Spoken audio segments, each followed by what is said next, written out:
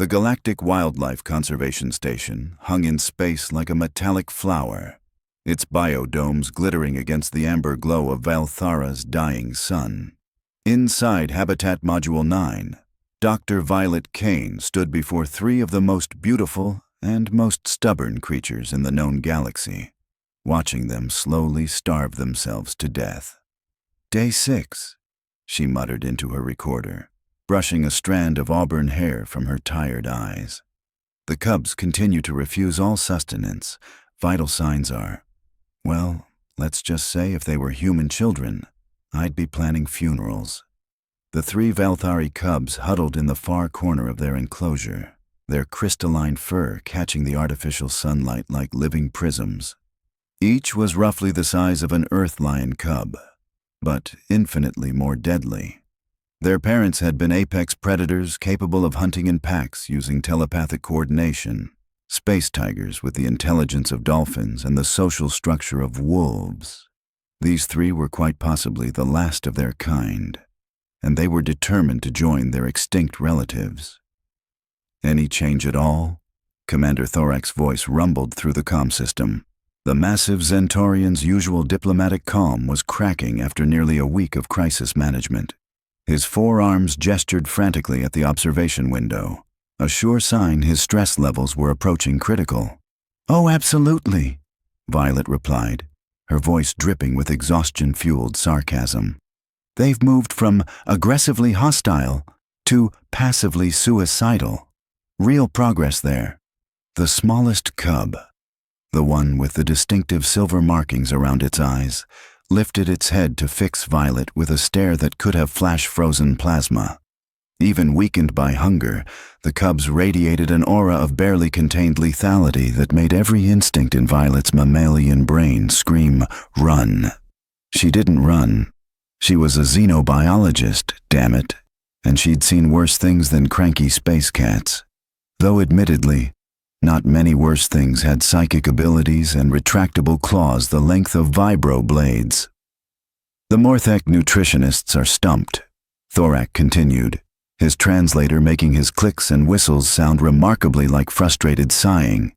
"They've analyzed the cubs' dietary requirements down to the molecular level. The food is perfect. Perfect food that they won't touch," Violet said, gesturing at the untouched bowls of carefully prepared Valthari protein synthesis. The stuff looked like raw meat, but was actually a complex arrangement of nutrients designed to perfectly match their homeworld diet. It might as well have been poison for all the interest the cubs showed. The door to the observation deck hissed open, admitting Dr. Korveth, the station's chief Calaxian behaviorist. His tentacled head drooped with defeat as he shuffled his 6 legs across the floor. "The pheromone therapy failed completely," he announced. "If anything, they became more agitated when exposed to synthetic Valthari comfort scents." "Shocking," Violet deadpanned. "Fake chemical happiness doesn't work on traumatized orphans." "Who could have predicted that?" Thorak's 4 hands pressed against the observation window. "The Galactic Council is breathing down our necks. These cubs represent the only hope for Valthari genetic preservation. If we lose them..." He didn't need to finish. Everyone knew what losing them meant. Another species extinct. Another world's biological heritage reduced to digital records and tissue samples. The solar flares that had ravaged their homeworld had been swift and merciless, giving the evacuation teams barely enough time to save a fraction of the population. The adult Valthari hadn't survived the journey to the station, their metabolisms too specialized, too dependent on their planet's unique electromagnetic field. But the cubs should have been adaptable, should have been resilient, should have been eating. "What about the Valthari specialist?" Thorak asked desperately. "Master Quelith has successfully rehabilitated 17 different predator species." Violet snorted. "Master Quelith took one look at them yesterday and declared them spiritually wounded beyond conventional intervention. Then he spent 20 minutes chanting at them in High Valthari before they tried to bite his head off. Even he's stumped. The cubs hadn't just rejected food, they'd rejected every attempt at connection, every offer of comfort, Every carefully calculated intervention the galaxy's best minds could devise. They huddled together like furry storm clouds, occasionally hissing at anyone who approached, but mostly just waiting. Waiting to die, if Violet had to guess. "There has to be something," Thorak insisted. "Some approach we haven't tried." "Well," came a voice from the back of the observation deck, "you could always try just sitting with them." Everyone turned to stare at Lieutenant Cole Brennan, who was apparently trying to blend into the wall near the maintenance access panel. The human engineer had been quietly working on the habitat's environmental systems, so unobtrusive that Violet had almost forgotten he was there. The silence that followed his suggestion was deafening. Then Korveth's tentacles quivered with what might have been amusement. "Sitting with them? That's your professional recommendation?" Cole shrugged, his weathered face remaining perfectly serious. "Worked with the Terran animals I grew up around. Sometimes they don't need fixing, sometimes they just need company." Thorak's translator struggled with the concept. "Company? These are apex predators, not domestic companions." "So were the wolves back home, originally," Cole said mildly. "Didn't stop us from figuring it out eventually." Violet found herself studying the human engineer with new interest. Cole was perhaps 40 standard years old, with the kind of practical build that came from a lifetime of physical work.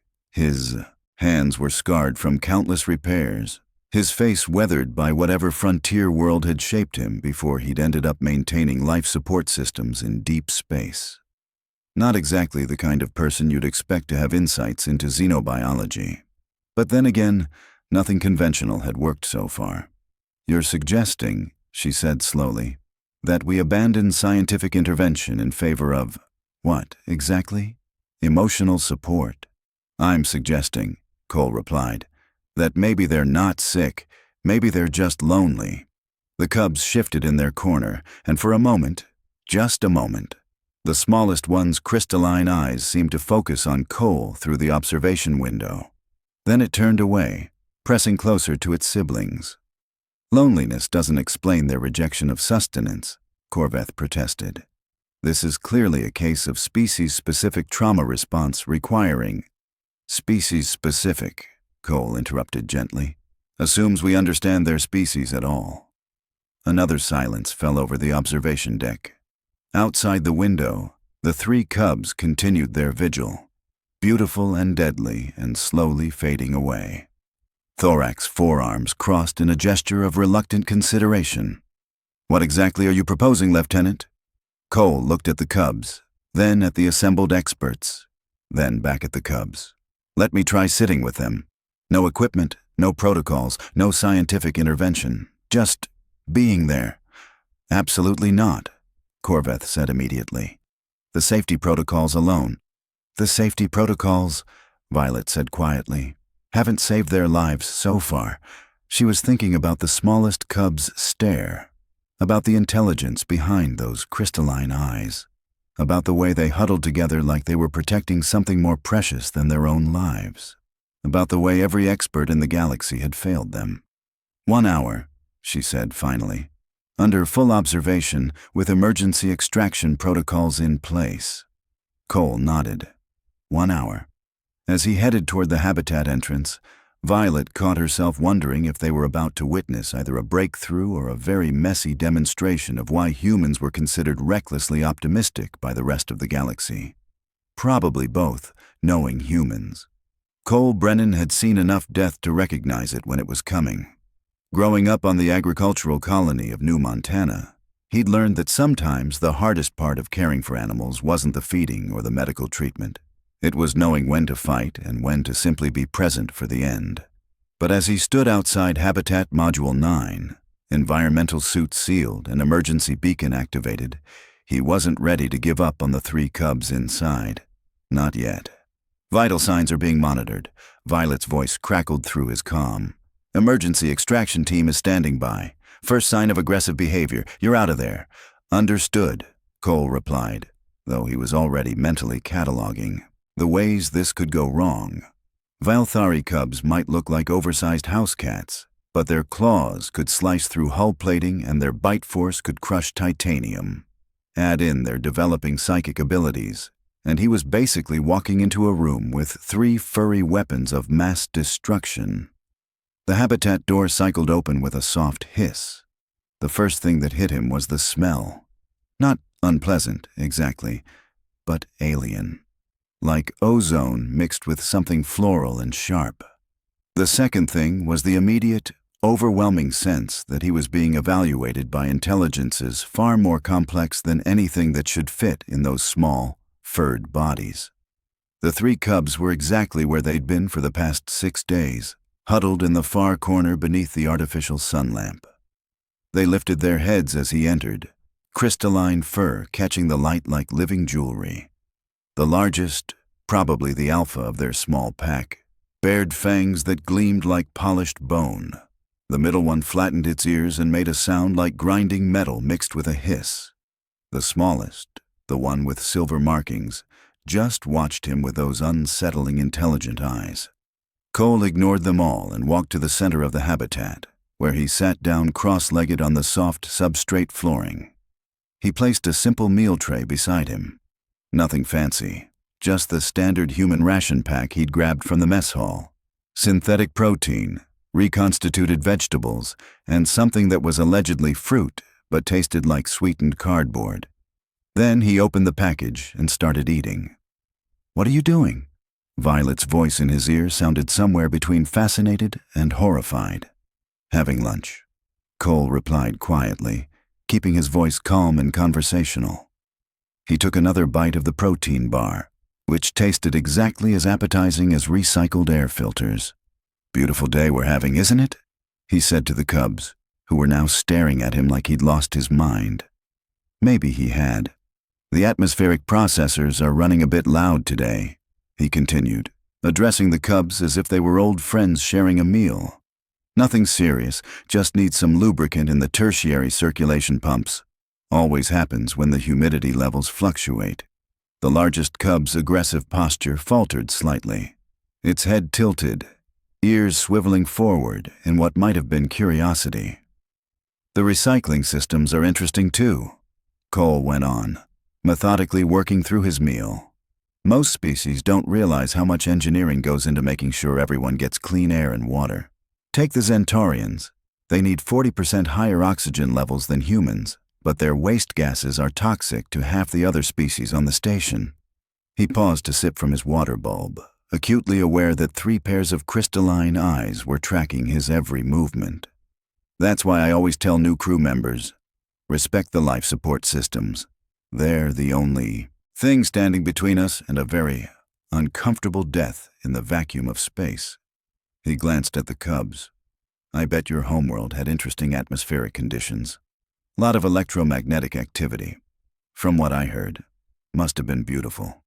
The smallest cub shifted position, moving fractionally closer. Not much, maybe half a meter, but enough that Cole noticed. Enough that his heart rate picked up slightly. "Lieutenant," Thorak's voice joined the conversation, Are you giving them a technical briefing?" "Just talking," Cole replied. "My grandmother always said that most problems come from people not talking to each other enough. Figured it might apply to other species too." He finished the protein bar and moved on to the vegetables, which had the texture of rubber and tasted like regret. "You know what I miss most about home? The real food. My family raised Terran cattle, big, gentle things that were happy as long as they had grass and sunshine. Nothing like the sophisticated protein synthesis we get here, but there was something about knowing where it came from." The middle cub's ears pricked forward. Its nose twitched, and Cole realized it was actually scenting him, trying to understand this strange creature who'd invaded their space and started babbling about atmospheric processors. Cole continued, "The cattle were a lot like you, actually. Intelligent, social, protective of their young. When one of the calves got separated from the herd, the whole group would go looking. Never left anyone behind." He reached for his water again and noticed the smallest cub had moved closer. Close enough that he could see the intricate patterns in its crystalline fur, the way the light seemed to move through the individual strands like fiber optic cables.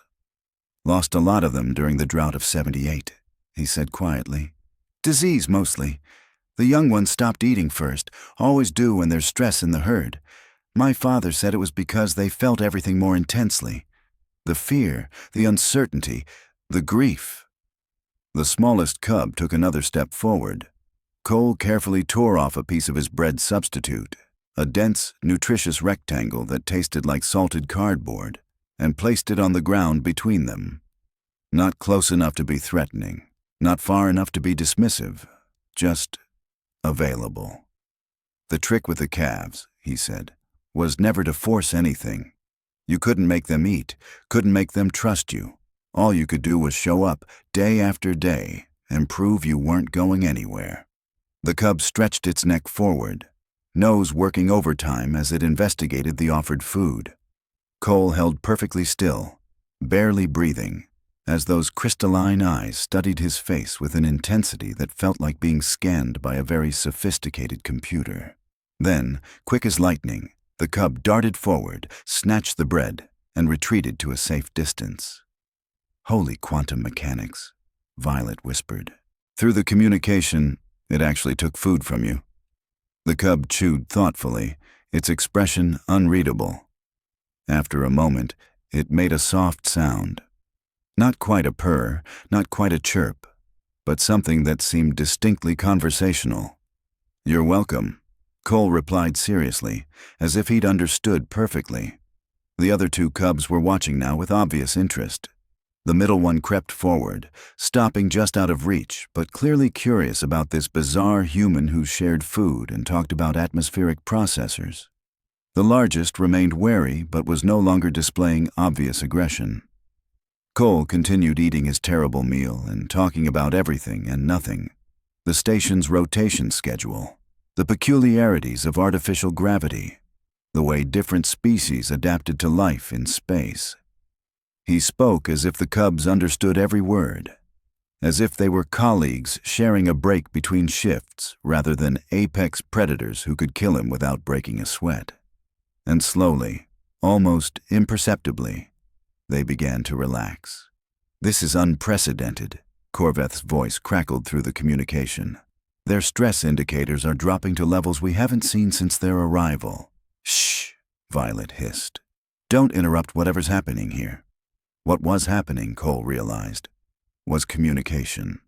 Not the kind that required words or technology, but the basic mammalian recognition that someone else was present, aware, and non-threatening. The cubs weren't just intelligent. They were social creatures who had been isolated by trauma and species barriers for too long. When he finished his meal, Cole simply sat there, hands relaxed in his lap, continuing his one-sided conversation about life aboard the station. The smallest cub had moved close enough that he could have reached out and touched it, though he carefully refrained from making any sudden movements. Feeding time is usually at 1400 hours, he mentioned casually. Though I suppose you could eat whenever you wanted. The nutrition dispensers are programmed to provide species-appropriate meals on demand. The cub tilted its head, and Cole could swear he saw something like understanding in those crystalline eyes. Of course, he added thoughtfully, eating alone is never as pleasant as eating with friends. As if responding to some unspoken signal, the smallest cub turned and made a series of soft sounds to its companions. The middle one approached cautiously, followed by the largest, until all three were sitting in a rough semicircle around Cole. They weren't quite ready to trust him completely. But for the first time in 6 days, they seemed ready to consider the possibility that not everything in their new world was a threat. Time, Violet announced through the comm, though her voice suggested she was reluctant to end the session. Cole nodded and slowly stood, careful not to make any movements that might be interpreted as aggressive. Same time tomorrow? He asked the cubs, as if they'd scheduled a regular appointment. The smallest one chirped once, a sound that somehow managed to convey both acknowledgement and anticipation. As Cole headed for the exit, he could feel 3 pairs of eyes watching him go. When the habitat door sealed behind him, He found himself facing a crowd of stunned alien scientists and one very thoughtful human xenobiologist.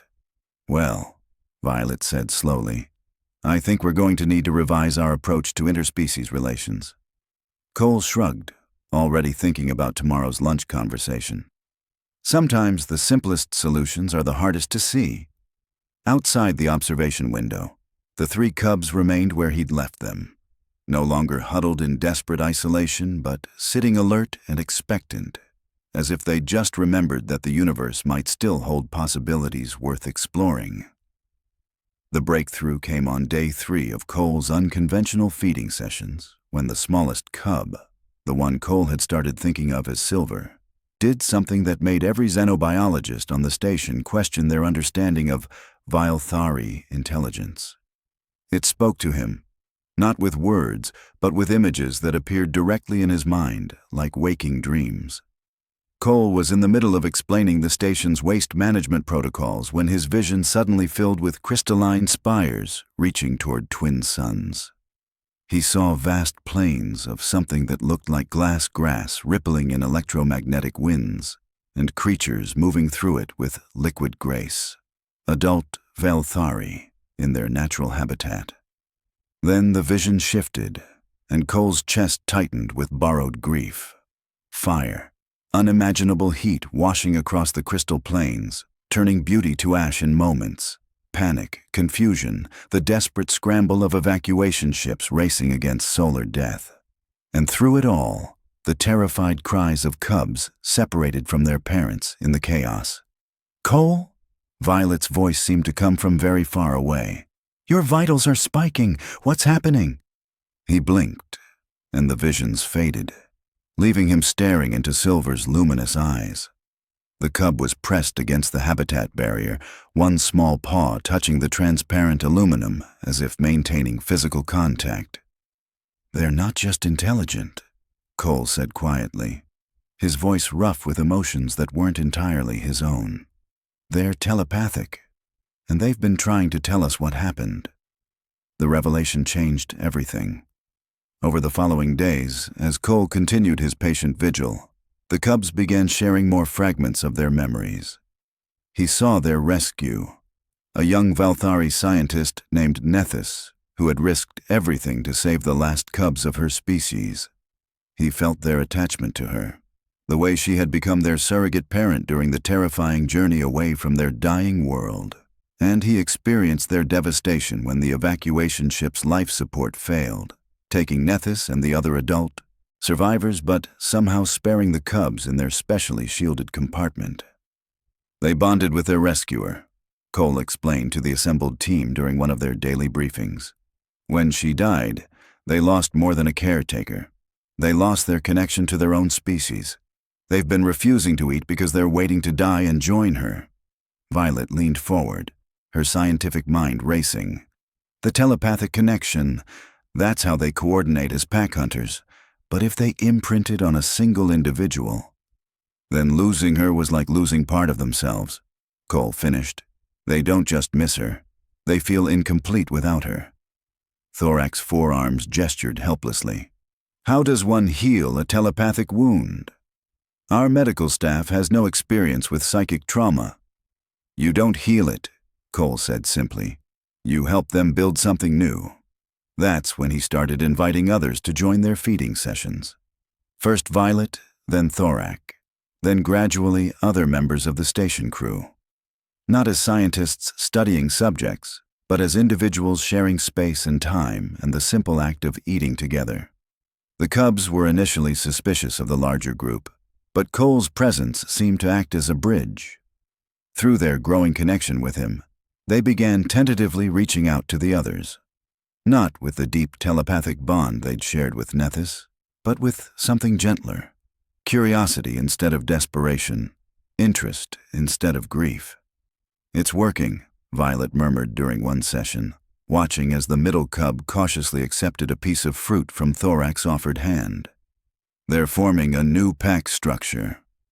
Cole nodded, feeling the cub's contentment like a warm glow in the back of his mind. They would never forget Nethys or their lost homeworld. But they were learning that survival didn't require abandoning the past. It required building on it. What none of them realized was that the cubs were learning more than just social behaviors during their shared meals. They were learning about the station itself, about its systems, its vulnerabilities, its secrets, and they were about to put that knowledge to very unexpected use.